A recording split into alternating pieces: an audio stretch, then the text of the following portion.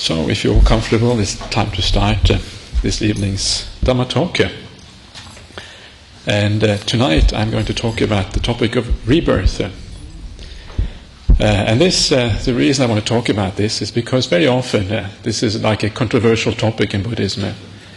And often people disagree on whether it's necessary to actually have confidence or believe in rebirth in Buddhism, or whether in fact it's possible to just discard rebirth and say it's not really important in the Buddha's teachings. It's not something that we need to believe in. It doesn't really matter whether there's rebirth or not. You can still be a Buddhist. And one of the things that I've often found is when I read books about Buddhism, that sometimes you come across statements like rebirth is not actually a Buddhist belief. Rebirth is a pre-Buddhist belief which Buddhism took on board when it emerged in ancient India. In other words, it existed, it was a cultural thing in India which already existed. And then when Buddhism came on the scene, it just took on this cultural thing which already existed in India at the time. So this is always an important question, because if rebirth is not a Buddhist belief, then there are good grounds maybe to reject it as not being so important.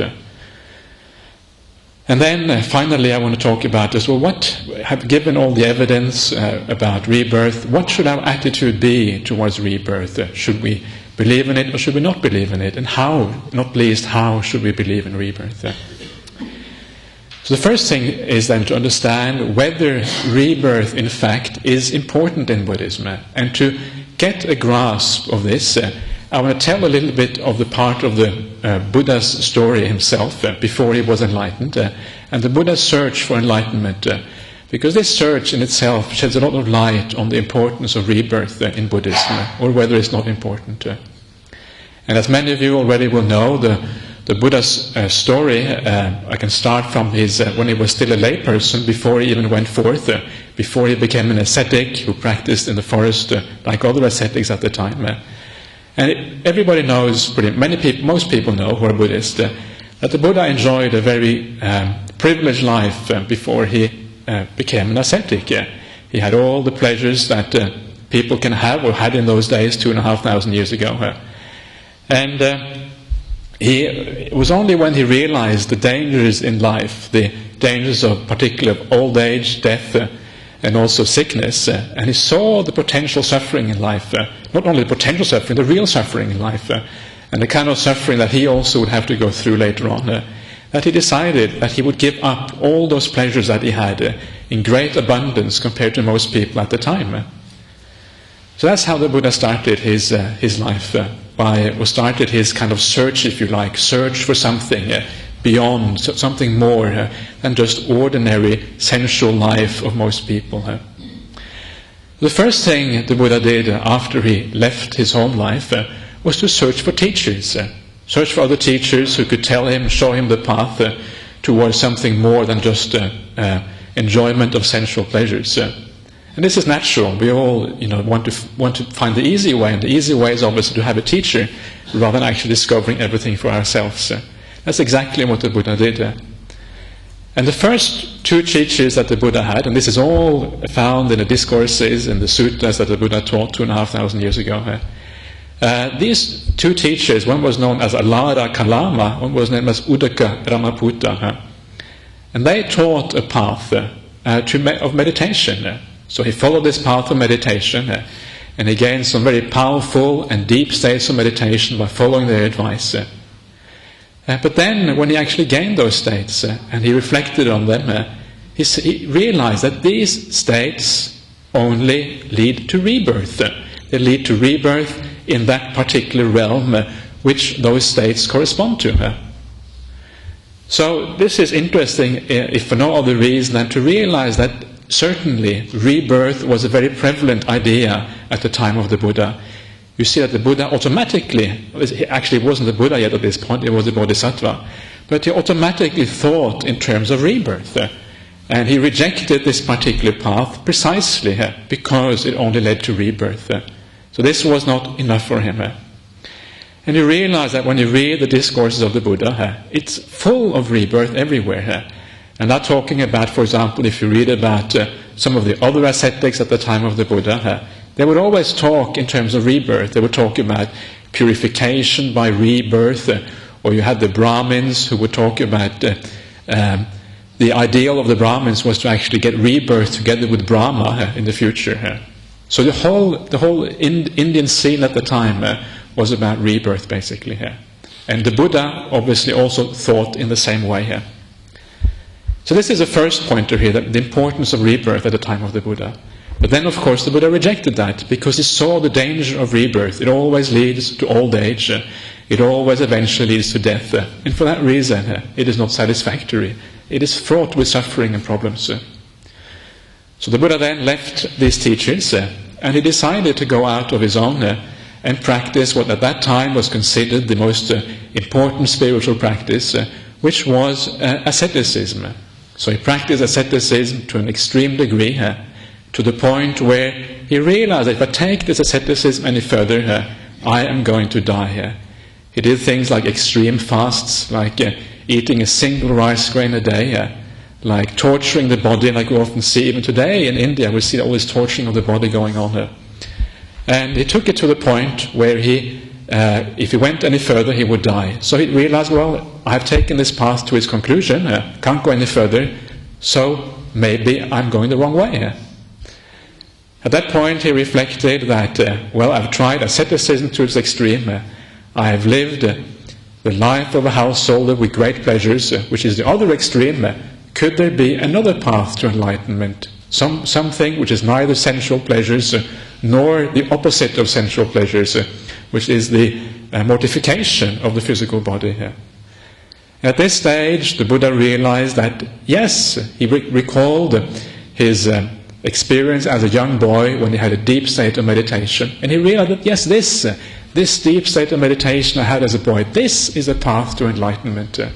This deep samadhi state, known otherwise as the jhanas, this is the way. It avoids sensual pleasures, it avoids sensual pain. It's known as the middle way between those two. And then, having understood this, he practiced these deep states of meditation. And when he practiced those deep states of meditation, his mind gained this incredible power, incredible bliss, which then was the causal condition for allowing him to penetrate profound truths of reality.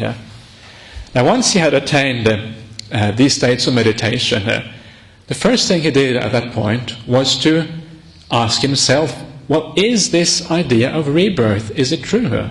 Does it actually exist? And you can see why he would ask this thing. He realized that rebirth was a very big part of Indian culture at the time. And obviously he also realized that the idea of rebirth is spiritually extremely significant. Whether there is rebirth or not has incredible great bearing on spiritual practice. Because that will decide how we're going to practice, how we're going to relate to future lives, what we should do about these matters. So because of that, the first thing that the Buddha did, understanding that this was an important spiritual question, was to direct his powerful mind, this deep samadhi mind, towards recalling his past lives. So this is what the Buddha did at this stage. He started recollecting his past lives and thinking backwards, step by step, recalling who he was in his most previous life, whether he was of a particular clan, a particular family, what his name was, what kind of happiness and suffering he experienced, what kind of food he was eating. All these details of his past lives he would recall at this stage. And he would go back and back and back in time, recalling life after life after life after life. I'm sure you can straight away see how incredibly significant this is, because what this shows, of course, is that the Buddha did not just take on board a particular belief system at the time, which was present at the time in India. He discovered this for himself. And this is what we would expect. The Buddha always taught the path of inquiry, of asking questions, of finding out for ourselves what the truth is. So we would expect the Buddha also to not just take on board particular belief systems or cultural systems, but actually investigate these things for himself. And here is that discovery of the Buddha, the discovery of the reality of rebirth. So from a Buddhist point of view, this is not just a cultural thing, this is a reality here. And this is what this particular thing shows. Not only is it a reality, it's an integral part of the Buddha's awakening. It's an integral part of the enlightenment experience, if you like. It's not something which is separate from that. So it's a very powerful thing. So this is the first thing to realize, that rebirth is very, very Buddhist indeed, and it's at the very heart of Buddhism. Now, after the Buddha had seen these past lives, his second question was, well, what is the causal experience, the causal connection that gives rise to these past lives? How do these rebirths actually come about? Is there any reason for these things? And how is it that one gets reborn now in a good state, now in a state of suffering? And at this point, he saw beings, various types of beings, dying and getting reborn. And through that, seeing how beings died and got reborn, he was able to understand the law of karma, or karma, that we all pass on in accordance with our actions, with what we do or what we don't do. And this is the linkage that links us from life to life, and life again, so on, almost forever backwards.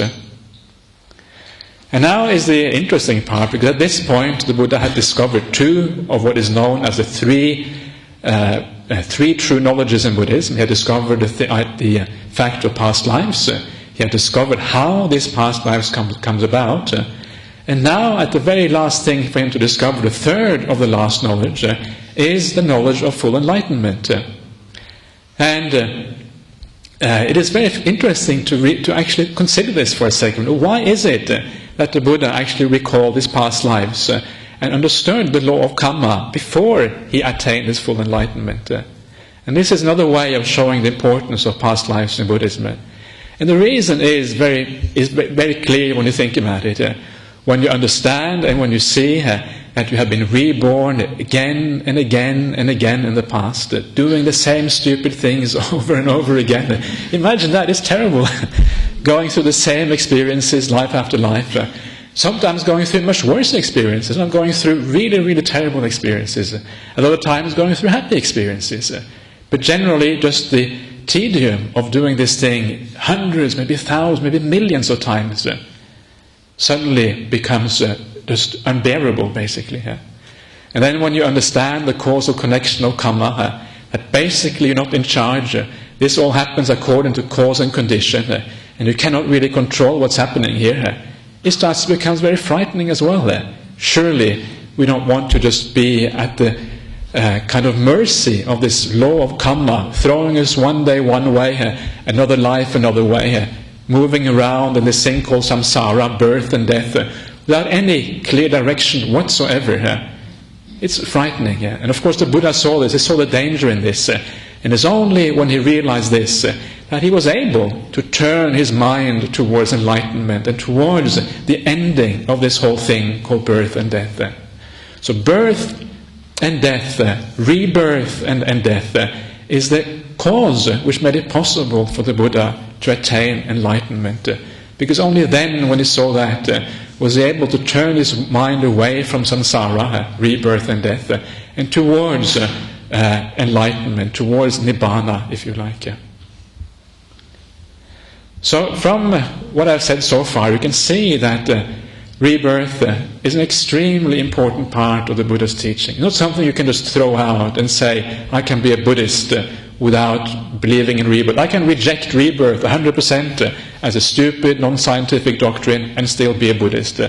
It doesn't quite work that way. You can still take on board some Buddhist principles, but if you throw away rebirth completely, you've thrown away such an important and essential part of Buddhism here that it is, you are, in a sense, in my opinion, a kind of partial Buddhist, not maybe 100% Buddhist. But I want to inquire a little bit further maybe on how important rebirth is in Buddhism. And the first thing I want to show is that because the Buddha actually realized rebirth, then rebirth for a Buddhist becomes a reality. It's something which actually is out there. It's not just a doctrine or an idea, it's a reality, just like gravity is a reality and the laws of physics are a reality. So rebirth is a reality.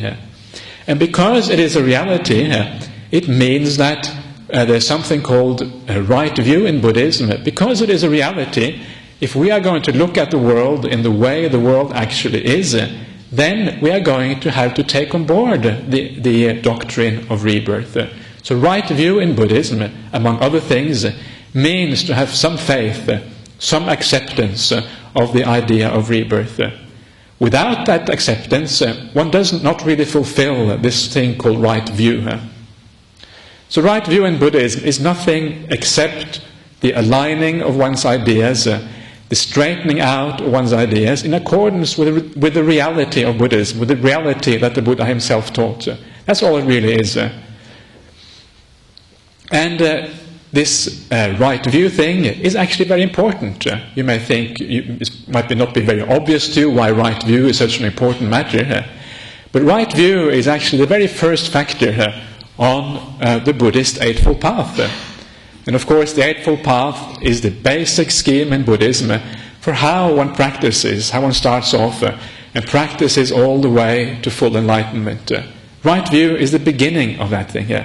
Because when you have right view, then it becomes natural that you want to practice a spiritual life. From that right view comes right intention. If you believe in rebirth, you will tend to want to live a moral life, because you understand that not living a moral life is going to lead to suffering, particularly for yourself, but also for others, obviously. And moreover, you also get the intention that you want to get out of this whole idea of samsara, this whole idea of rebirth and death. You had enough of it. You want to get out of it. So for that reason, it leads to right intention. Right intention then moves over into right action. Because you have the intention to be kind, to be good, to be moral, and to end this whole cycle of rebirth, you start to act accordingly. You act with kindness, you speak with kindness, and you have a kind livelihood towards other beings. Once your moral life is established, then you want to straighten out your mind. You also want to have a moral mind. So you want to not to think thoughts which harm other beings. You don't want to have a defiled mind with all kinds of strange defilements in there. Instead, you want to have a mind of loving kindness, of compassion, of peace, of tranquility. This part is called right effort. Right effort is the overcoming of the defilements of the mind, making the mind pure, making the mind beautiful. Then, with that pure mind, you're able to practice meditation. Meditation is called right mindfulness in Buddhism, also known as satipatthana practice. Essentially, now you're starting to become very peaceful and have a very beautiful mind at this point. And that meditation then leads to these deep states called the jhanas, or samadhi states, if you like. So you can see here how important right view is. Right view is a foundation stone which allows the entire practice, the entire Eightfold Path to take off. Without that right view, your practice is going to be much, much weaker. If you have completely wrong view, you won't be practicing at all. So for this reason, again, rebirth is very important, because it allows the path to happen. Now once you have attained that deep samadhi, which is the end of the Eightfold Path, then that is when your mind is equipped. It's equipped to actually penetrate the truth itself, for you to become awakened, for you also to become enlightened, for you to understand the same reality as the Buddha understood. And what happens when you understand that reality? What happens when you see what the Buddha saw? And the interesting thing is that in the suttas, in the discourses of the Buddha, it is always said that the first thing you say or you realize when you become an arahat, somebody who's fully awakened or enlightened, is that you understand that birth has been destroyed. There is no more coming to any kind of existence. This is my last birth. Now this you will see again and again and again in the discourses. It is a standard and a very common description of somebody who is fully enlightened. They understand that rebirth has come to an end. So the whole purpose of Buddhism, ultimately, there is of course many other purposes, many lesser purposes if you like, which also are very valuable and important. But the ultimate purpose of Buddhism is to end this whole thing called rebirth. This is what it's all about. This is what it all comes down to. So how can rebirth not be important if this is what the path is all about? In fact, it is fundamental. It is the core thing that we are seeking to overcome in this Buddhist practice. So it becomes like the all-important feature of the Buddhist path. So these are just some reflections on the importance of rebirth in Buddhism, to give you some background on how the Buddhism talks about these things. And I could go on for much more about this thing called rebirth, because it is everywhere to be found in the suttas. But I just wanted to bring out some of the more important statements of the Buddha about these things. And as you can see, it is essential in Buddhism. It is a very core part of the Buddhist practice. And for that reason, I will say again that it's impossible. You cannot really be 100% Buddhist if you reject rebirth out of hand completely. This is impossible. This cannot be the case. So how then do we how do we come to accept this thing called rebirth? I mean, fair enough that the Buddha taught these things. How do we gain confidence that there actually is such a thing as rebirth? Because it's not very obvious just because the Buddha taught so. That does not necessarily mean that we ourselves should believe in this thing. Why should we believe in it just because the Buddha said so? And of course, the first thing is that if you know what the Buddha taught and you have a respect for the Buddha, you have respect for his teachings, and you know that his teachings work for yourself, then it becomes natural to take on also his other teachings. If you have taken on part of his morality, his meditation teachings, and you practice them for yourself, and you realize that they have made your life better, you have understood the wisdom of these teachings, then it becomes natural to at least, if you like, take on these ideas of rebirth as a hypothesis in your life and use them in that sense. Because when you respect somebody, you will tend to also accept the way they teach things. And this is what it's all about, to go for refuge. In Buddhism, we talk about going for refuge, the triple gem, the Buddha, Dhamma, and the Sangha.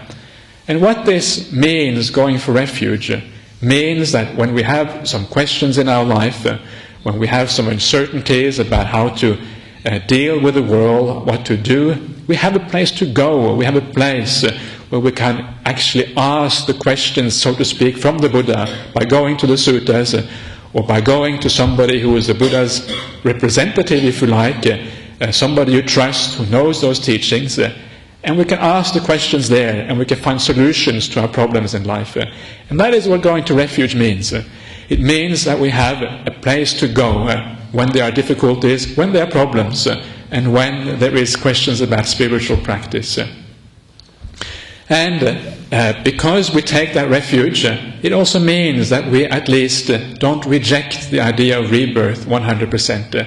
Because by rejecting it, we are not taking that refuge 100%, basically.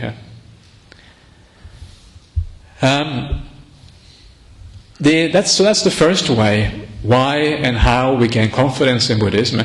Another way we can get confidence in this idea of rebirth is by, at least for me, this is a very important way, is that sometimes you meet people who say, well, I've actually experienced these things for myself. I have seen this thing called rebirth. I know that there is such a thing as rebirth. When I meet somebody, particularly as a monk, occasionally you meet other monks who say these things, and very often these monks are people of incredible integrity, people of boundless kindness and goodness, people who it's very difficult to think that they would lie to you or they would say something which is not the case. It becomes very hard to dismiss that thing out of hand when they say, I've seen it, it's there, there can be no doubt that these things exist. And for me, that certainly becomes a very powerful reason to have confidence that there are such things. Of course, it's not an absolute confidence, but it certainly is a very good reason for believing in these things. So these are just some of the ways in which one gains confidence in these teachings. Another thing which is also interesting, and I've just been reading a book quite recently called a cross-cultural study of karma, and rebirth. And it's fascinating how many places around the world that this idea of rebirth actually exists. And also the idea of karma actually exists. It's incredible how many places this is the case. And particularly this book talked about tribes, Indian tribes in North America, for example, which had ideas of karma and rebirth. Talks about many people in Africa, African indigenous cultures, have ideas of rebirth and karma. Tribes in Siberia, which have these ideas. Tribes in Melanesia, like Indonesia and some of the other Pacific islands. You find it spread out almost evenly around across the globe. You find that these ideas of rebirth actually exist. Very fascinating that it exists so almost universally around the globe. And then you start to look at the different religions, and you find again that almost all the major religions have some sort of idea of rebirth in them. Obviously, Buddhism is one, Hinduism is one. But then you go to the more Western religions. Take Christianity for one, and it's very interesting that Christianity had an idea of rebirth for a long time in its early history. It was only at a certain council, I can't remember the details, but a council in year 400 or something like that, when it was decided that rebirth was not going to be an official doctrine of Christianity. But until that time, there were many people in the Christian church and many of the early Gospels which actually taught rebirth.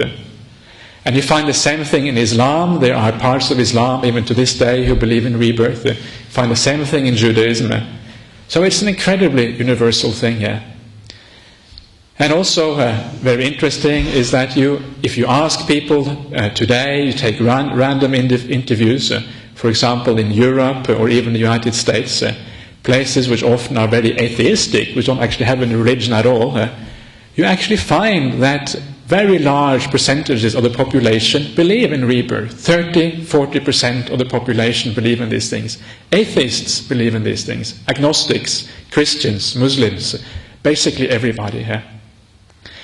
And this of course doesn't prove anything about rebirth, but it's very fascinating that if there is such a reality as rebirth, and it's possible to tap into that reality occasionally. Occasionally there will be people who maybe remember their past lives, or in some other way you tap into that reality.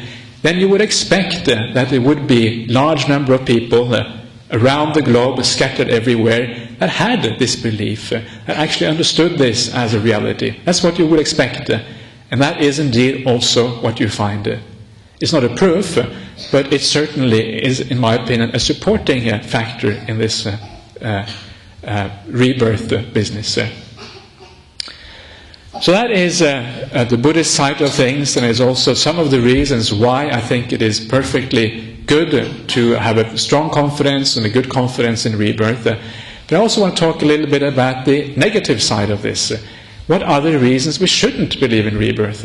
Because I think it's important to be open about all these matters and not kind of lock ourselves away in a Buddhist kind of cocoon and pretend that that's all there is to it. There's of course much more to it than that. And the first thing that I want to just point out is that the Buddha, when he became enlightened, he actually discovered rebirth. He saw it for himself. And of course, once you see this thing for yourself, it becomes a knowledge. It becomes something which is undeniable. You cannot deny it anymore once you have seen it for yourself. But for most of us, the situation is very different. We haven't actually seen rebirth. We don't know that there is rebirth. We may have confidence. We may believe that the Buddha was very wise, very enlightened, and all these things. But because we haven't actually seen it for ourselves, we have reasons to at least acknowledge that we don't know. At least acknowledge that it is just a matter of confidence or faith at this stage. It's not something that we know already. So, because we don't know it, there is good reasons not to go around proclaiming that this thing is a certain matter. And this shows us a difference, in my opinion, between belief and confidence and faith in the Buddhist religion and what is faith and belief in many other religions. And this is important because sometimes we take words like faith and belief, and these words are certainly very powerful in Christianity and also in Islam, as far as I know, and then we use them in Buddhism. But we have to be careful, because sometimes when we do that, we also take Christian attitudes and Christian ideas or Muslim ideas or whatever it is into Buddhism. So we have to be careful not to, so to speak, paint Buddhism with a Christian brush, so as to put Christian ideas into Buddhist teaching. We have to be very clear about what Buddhism is all about in these cases. And the point I'm trying to make here is that in Christianity, faith and belief often are tantamount to certainty, as far as I understand. I'm not a specialist in this area. I could be wrong, but that is my impression. If you ask a Christian about, do you believe in God? He might obviously say yes. And then you ask him, well, does that mean that maybe God exists, maybe He doesn't exist? He will say, no, God definitely exists. That's my general understanding of how most Christians would reply. So belief in many religions, faith in many religions, has this sense of certainty about it, that this is definitely true. Whereas in Buddhism, faith and belief have more of their original meaning. The original meaning of belief, of course, is that you believe something, it means maybe it's true, maybe it's not. You have faith in something, maybe it's true, maybe it's not. And that's why sometimes it's nice to call this confidence rather than faith or belief, because then we distinguish ourselves a little bit from the other religions. We don't cause so much confusion. If you're confident about something, it means maybe it's true, maybe it isn't. Have you got confidence that the bus will arrive in 5 minutes? Yes, I have confidence it will arrive, but I'm not sure it will arrive. There's uncertainty there. And this is the attitude that we should have towards something like rebirth. We should have an attitude of confidence, but not firm and absolute faith and belief, simply because we don't know. We cannot be 100% sure, at least not at this stage. So this is the first thing to remember. The attitude towards rebirth should be something like confidence about it. Now the second thing I want to talk about, which I think is very important, and that is the scientific outlook on rebirth. I always feel uncomfortable if somebody calls me an anti-scientific Buddhist, who does not want to take into account scientific facts, who is maybe a kind of Luddite, who doesn't really, is not really up to scratch on what's happening in the modern world. I always find that unfortunate, and I think it's important. For me, one of the reasons that I've always felt very confident about Buddhism is precisely because I always felt that there wasn't so much conflict between science and Buddhism as there was maybe between science and certain other faiths. That was why I felt this was the right thing for me. I felt that I didn't have to compromise any of my other principles so much. And for that reason, it is of course important to take into account what science says about this thing called rebirth. And very often when we read scientific journals, when we see what scientists say, very often they dismiss this idea of rebirth out of hand pretty much. And at this stage we have to be careful, and we have to look at why is it that these scientists dismiss this thing called rebirth. And I have always found that when I have read journals and articles about the mind, about consciousness, usually the best people in the field of mind studies, of consciousness studies, they admit that they have no idea what these things actually are. They admit that the understanding and the knowledge of this particular field is still in its infancy. People don't really understand consciousness. It's a very profound thing and very, very hard to get a grasp on. So that is the first thing to understand, that although science has a position on rebirth, it hasn't got an understanding of the mind, which is very sophisticated as yet. It's working on it, but it doesn't really understand the mind. And if you don't understand the mind, you cannot understand rebirth, because the mind, the precursor for believing in rebirth is that there can be such a thing as a mind which is separate from the material body, that the mind has in a sense a life of its own. It is not 100% dependent on the body for its existence. So for this it's important to realize this. So when science often rejects rebirth, in my opinion, as far as I can see, it's often without having the firm evidence which is required for rejecting it. So why is it then that science rejects rebirth? And I think that the thing of rebirth is often considered a religious thing in scientific circles. And because science and religion has often been at loggerheads over many centuries, and science has been saying one thing, religion something else, science has tended to dismiss religious beliefs as just beliefs, and for that reason hasn't really taken them seriously. But, of course, just because something is a religious belief does not mean that it's wrong. And in this particular case, it is my conviction that science just hasn't yet arrived at a point where it can take a meaningful position on this thing called rebirth. So, and I also remember that what I find very fascinating about science, I remember when I was I can't remember whether it was high school or at university or what it was, I remember reading about scientific revolutions. And I remember very particular, I remember reading about this English physicist called Martin Rutherford, I think his name was. And I remember he was saying, this was towards the end of the 19th century, and this was at the time when physics was advancing very, very fast, and they were describing the atomic models with protons and neutrons and all this sort of stuff. And he said that, well, everything is now coming together so beautiful in physics. The periodic table has been sorted out. We understand how all these atoms are made up. We understand how molecules are made up. And it's only a matter of a few years now before everything is sorted out, before we have full understanding of physics. And then, of course, a few years after he said that, came Albert Einstein along with the theory of relativity, and then soon after that, you got this idea of quantum mechanics. And this turned physics completely upside down. And I think today they are just as far away from finding the final solution to these things as they were at the time of this Martin Rutherford 10-20 years ago. And this is because science goes through revolutions every now and again.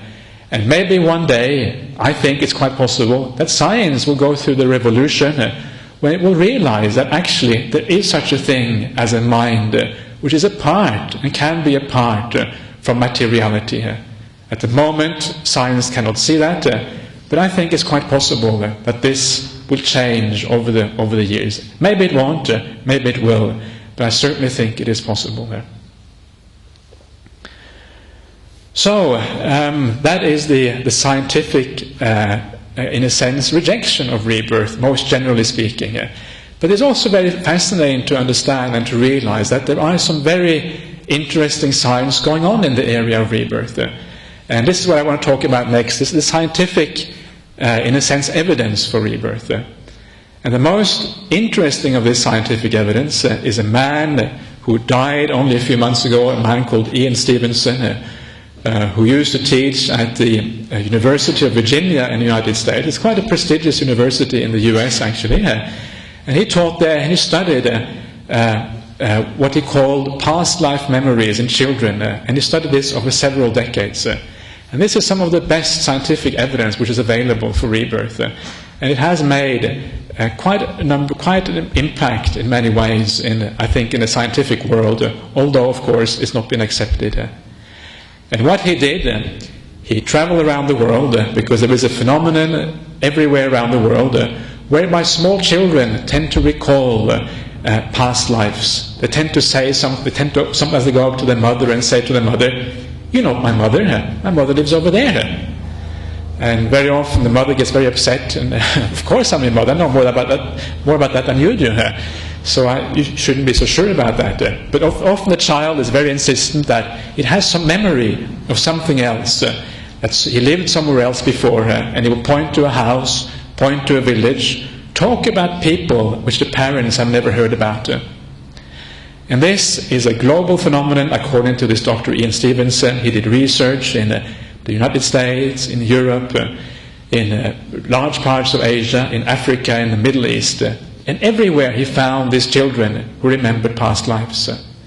And of course, I'm sure you can imagine what his methodology was.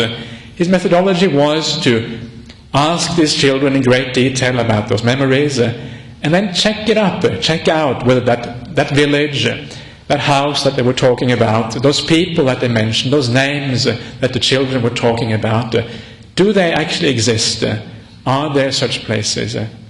And he came up with some extraordinarily fascinating results.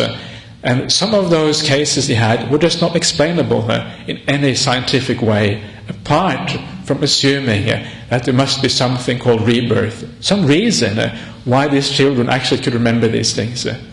Very, very powerful evidence as far as I can see, and very difficult to refute. And I have not heard of anybody who has really successfully refuted this evidence. Some of the other things that he showed, for example, also spoke to certain children had birthmarks in particular places. And these were children that had remembered dying, for example, a very painful death, for example, through being shot. And of course, because they were shot, that birthmark they had corresponded to the place they were shot. And then by investigating whether such a person existed who was shot, he would often find that that particular person that this child remembered did exist. And they died in exactly that way. And the child had the corresponding birthmark in this life. Again, it's very, very, very powerful in my opinion. And it's very hard to really understand how such a causal connection could happen unless it is through some sort of mechanism like the idea of rebirth. But of course, just because there is evidence, or one person has come up with a lot of evidence, does not mean that the scientific community is going to jump onto that and say, yes, this must be true. It takes much more than that. I just want to show that there is some evidence out there. And so the scientific community is, if you like, at least slightly split. There is something also on the side of rebirth. So, what then should our attitude be here? How should we then look at rebirth? There is the negative side, that science doesn't believe in rebirth, and we have to take that seriously. We cannot, as modern people, reject the scientific viewpoint of things. That would be silly to do. Science and Buddhism should, in my opinion, go together as far as possible, unless science itself oversteps the bounds. And if there are certain doctrines in Buddhism which turn out to be wrong, well, okay, then maybe we have to accept that certain things are actually wrong. And maybe these are things which weren't taught by the Buddha in the first place anyway. The other side of the story is that the Buddha did teach rebirth. And because people who are Buddhists and have faith in this thing have to take what the Buddha said extremely seriously, we cannot reject rebirth outright either. So the way to look at rebirth is to take a kind of middle way, the famous middle way in Buddhism, neither to reject it outright, nor to go around proclaiming it as an absolute truth. But somewhere in the middle there is where people who are Buddhists should find themselves. So if you find that you are somewhere in the middle there, then that is a very good starting point for being a Buddhist. So whether you have 90% confidence that there is rebirth, or maybe you only have 20 or 30% confidence, you are somewhere on the scale, and you can definitely on that basis, I would say, count yourself as a Buddhist. I myself, I have a very strong conviction that there is such a thing as rebirth, but at the same time, I'm also open to the possibility that there isn't rebirth. I haven't seen rebirth for myself. This is the truth. And because of that, I'm open to the possibility that there isn't rebirth. And I have asked myself the question, what will happen if science one day came up with evidence that was so powerful, so strong against rebirth, that I couldn't reject it, that I had to accept it? What would I do myself, being a Buddhist monk? And the truth is, I don't think it's going to happen. I think it's extremely unlikely. But I'm certainly open to the possibility. But if that were to happen, I realize I would have to disrobe, or at least very likely I would have to disrobe, because the Buddhist path, and particularly the monastic path, is so completely intertwined and so completely mixed up with this idea of rebirth. Take it away and essentially it loses its meaning. So that is my position on that, and it is not as if I'm about to disrobe anything, because I have very strong confidence in this thing called rebirth, and I think it's extremely unlikely that science is going to show it to be untrue. I think rather the contrary is much more likely, that science itself is going to come around and slowly go through a revolution whereby it starts to understand that there is more to the scientific worldview than is presently acknowledged. So that is just a talk on rebirth for you.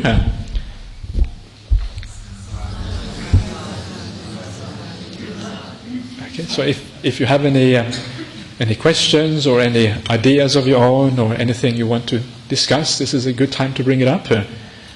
Any particular issues that you want to talk about concerning rebirth or anything else maybe? Okay, that's very easy. Nobody has any questions? Usually this is a controversial topic. Usually it's something people want to have to say about. But are you all convinced there is rebirth? Yes? What if one is not convinced about rebirth? Do you still have a rebirth? Well, that's a very good point. And of course, according to Buddhism, of course that's the case. If you don't believe in rebirth, it doesn't really help you at all. All it means that you have wrong view and you're going to act maybe against the Buddha's teachings. You're going to do all kinds of stupid things, and then you end up having a bad rebirth on top of having a rebirth at all. So it's bad news. Yes, it doesn't matter what you believe. It's because it's a reality. It's like the laws of physics. Whether you believe in the laws of physics or not, they're still going to affect you. If you jump, you're going to come down again, right? Gravity. It's the same thing with rebirth. It's a reality. No, yeah. Good. Okay. Yes, sir. I'm something of a novice to Buddhist teaching. Yeah. But I have read that he did talk about the beginning of life on earth, and you may be able to tell me if this is so, that creatures came out of the sea, and that everything started with sea, and that creatures came from the sea. Am I correct there in saying that?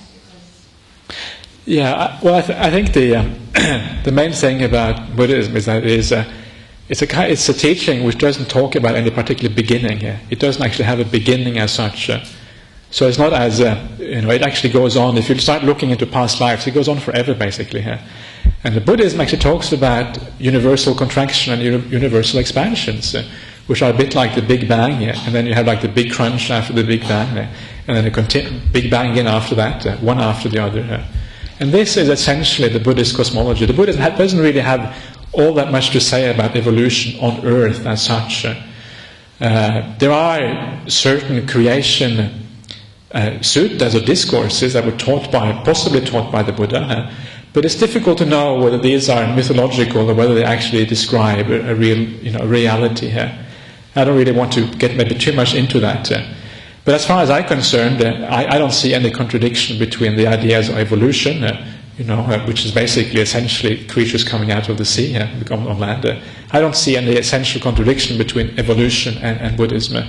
As far as I'm concerned, they're compatible theories. I guess what I was trying to point out was that science is talking now about quantum physics and the Big Bang, and that therefore your discussion about science is really saying that the Buddha was talking about these things 2,500 years ago. We're finding out now, so why not rebirth? Why not rebirth as well? Because the idea of the Big Bang and expansion and contraction is very non-scientific thinking. Sure. I think that's a good point. But there's always a problem of interpretation, you see, because the suttas were taught 2,500 years ago. When the Buddha talks about expansion and contraction of the world, that's what basically, if you want to translate it literally, that's what it means. It's not exactly clear what it means. Does it mean a Big Bang, or does it mean something else? It's very convenient to think it's a Big Bang because it fits with modern theories. But it's very hard to actually be absolutely sure that's what it's all about. So there's always going to be some uncertainty there. And because of, but personally, I think there's a very good grounds for believing he was talking about precisely that. So yes, I agree with you. And this is exactly what I was talking about before. You start reading the suttas of the Buddha, his discourses. You start getting understanding of what he taught, and you find that actually there's so much wisdom there. There's so many beautiful teachings, and you can't just throw it out of the window. There's something you can lead your life by. And you find that you actually gain in happiness, you gain in peace, you gain in all these beautiful things that you want. So something is working there, something is right. And then, of course, precisely as you say, you gain in confidence in these teachings. And even those things you don't know for yourself, you're no longer willing to just throw them out and call them rubbish because you realize there's something beautiful going on here. Yeah. Yes, sir? What about the person's born again? Okay, yeah. This is actually a very important question. And this is something I thought maybe I would touch on tonight, but sometimes you can just touch on too many topics and you sort of lose completely the thread of the discussion. But according to Buddhism, and this is a very profound teaching of Buddhism, that there isn't actually anything being reborn again. And this is what is so strange in a sense, because most other ideas of rebirth around the world have an idea of a soul or some kind of permanent entity inside of us, which goes from birth to birth. In Buddhism, what essentially gets reborn again is the mind. The mind moves on from one life to another. But the mind in Buddhism is not like the soul in any other religion. It's not a permanent entity in its own right. It's an ever-changing reality, the mind. So it is this ever-changing reality called the mind which gets reborn from one life to another. So, and this is a very profound teaching. And this is what we call a non-self in Buddhism. This idea of anatta, it's called in the Pali language, ancient Buddhist language. And it's a non-self idea. And it's a bit like, sometimes it's explained a bit like a candle. If you have a candle, for example, and you light one candle with another candle, well, did anything go across from one candle to another one? And the answer is, nothing really went across, but somehow the flame was transferred from one to the other one. And in a similar way, you can maybe picture rebirth. It is a continuity. There is a mind which continues, but there's nothing permanent there which goes on. Make sense? Kind of, yeah? Okay. Yes, sir? Does that therefore tie in with numerical expansion of human population? Yes, it does, because the thing about Buddhism is that you don't just believe in the human realm, you believe in beings in many realms, particularly animal realm. So rebirth is much more than just being reborn as a human being. It's also being reborn as an animal. And in fact, according to Buddhism, we can be reborn in all kinds of different states. And because there are so many possibilities, human beings can come from all these various realms and then get reborn as humans. And then when you die, you can either become a human being again, or you can be reborn as something else. All according to your karma, all according to your actions. So depending how you live this life. If you live a good life, generally speaking, you get a good rebirth. If you live a bad life, generally speaking, you get a bad rebirth. Yes? So since we've just had Halloween, what do you make of the idea that the mind sometimes doesn't return right away, that there's a ghost or some space in between? I think there's a lot to be said for that idea, actually. Yeah. And I know that those people who really know the discourses of the Buddha very well, there actually is a lot of evidence in those discourses that there is such an in-between state. So in a sense you die, the mind goes off to this in-between state, and it takes a while before your karma, your actions from the past life, actually ripen and then give effect to a particular rebirth. And this is a very controversial topic, because according to the orthodox Theravada point of view, there is no in-between state. And yet, when you look at what the Buddha taught, it seems to be very clearly implied in his teaching that there is such a thing. So I am certainly in favor of the existence of an in-between state. So you can continue celebrating Halloween and having good fun. So, okay, yeah. So let's just pay respects to the. Okay, one more question. Yeah. If in this life you've died with a deranged or demented mind, do you come back in your next life with the same sort of state of mind? Essentially, yes, because the whole point here is that there's a continuity, right? If you think about how you are in this life, there's basically continuity here. You know, who you are today is pretty much who you were yesterday. There's a continuity there. And because it is the mind which continues from one life to the next, it's a similar kind of continuity across lives as we find within this life. And that is precisely why it is so important to develop the mind, to be a good person. Because by developing the mind, by being a good person, you are in a sense lifting up the mind. You're making the mind beautiful and pure, and then you will carry that beautiful and pure mind into the next life. That's how it works. And that is why a beautiful and pure mind will get reborn in a beautiful and pure place. It's like magnetic attraction almost. That's the way it works. So yes, you tend to take things with you the way you are in this life. Your character traits carry on from life to life usually. It's a good reason to practice.